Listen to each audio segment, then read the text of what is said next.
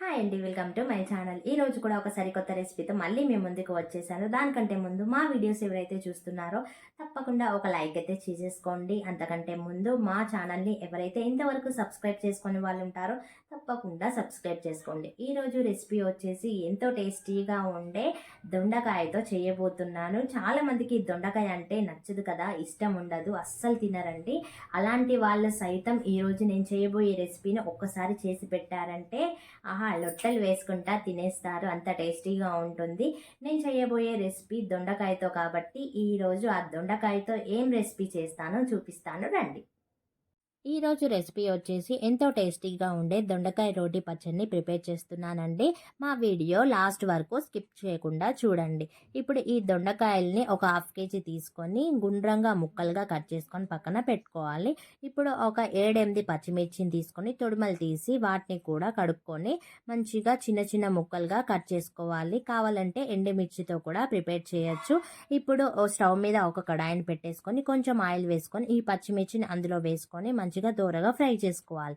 Fry అయిపోయిన తర్వాత వాటిని ఒక ప్లేట్లో తీసేసుకున్నాక ముందుగా కట్ చేసి పెట్టుకున్న ఈ దొండకాయ ముక్కల్ని కూడా అదే ఆయిల్లో వేసేసుకొని మంచిగా పచ్చి వాసన పోయే వరకు ఫ్రై చేసుకోవాలి. ఇలా ఈ దొండకాయల్ని ఫ్రై చేసుకున్నాక వీటిని కూడా ఒక గిన్నెలోకి వేసేసుకోవాలి. ఇప్పుడు ఒక మిక్సీ జార్ తీసుకొని ముందుగా ఫ్రై చేసి పక్కన పెట్టుకున్న పచ్చిమిర్చిని వేసేసుకున్నాక 1 టేబుల్ స్పూన్ జీలకర్ర, నిమ్మకాయ సైజ్ అంతా చింతపండును కూడా వేసుకోవాలి. కావాలంటే చింతపండును స్కిప్ కూడా చేయొచ్చండి. 1 టేబుల్ స్పూన్ ధనియాలు, ఒక 6-7 ఎల్లిపాయల్ని వేసేసుకున్నాక ఫ్రై చేసి పక్కన పెట్టుకున్న ఈ దొండకాయల్ని కూడా ఇందులో వేసేసుకోవాలి. ఇప్పుడు మూత పెట్టేసుకొని ఒక్కసారి గ్రైండ్ చేసుకోవాలి. ఇలా అక్కలు ముక్కలుగా అయిపోయిన తర్వాత ఇందులోనే తగినంత సాల్ట్ని వేసుకొని మరొకసారి మెత్తగా గ్రైండ్ చేసుకోవాలి.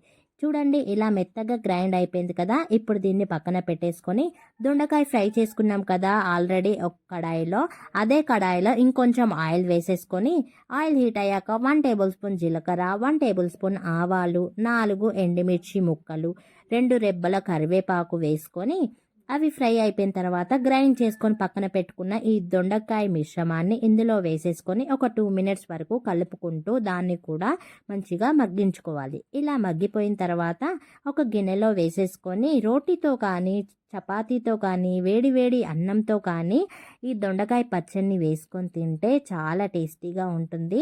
దొండకాయ ఇష్టం లేని వాళ్ళు కూడా దీన్ని తినడానికి ఇష్టపడతారు. ఒక్కసారి ఇలా ప్రిపేర్ చేసుకొని చూడండి, చాలా టేస్టీగా ఉంటుంది. కాబట్టి మా వీడియో కనుక మీకు నచ్చినట్లయితే ఒక్కసారి లైక్ చేసేసేయండి. అంతేకాకుండా ఇంతవరకు సబ్స్క్రైబ్ చేసుకునే వాళ్ళు ఎవరైనా ఉంటే సబ్స్క్రైబ్ చేసుకోండి. Thank you.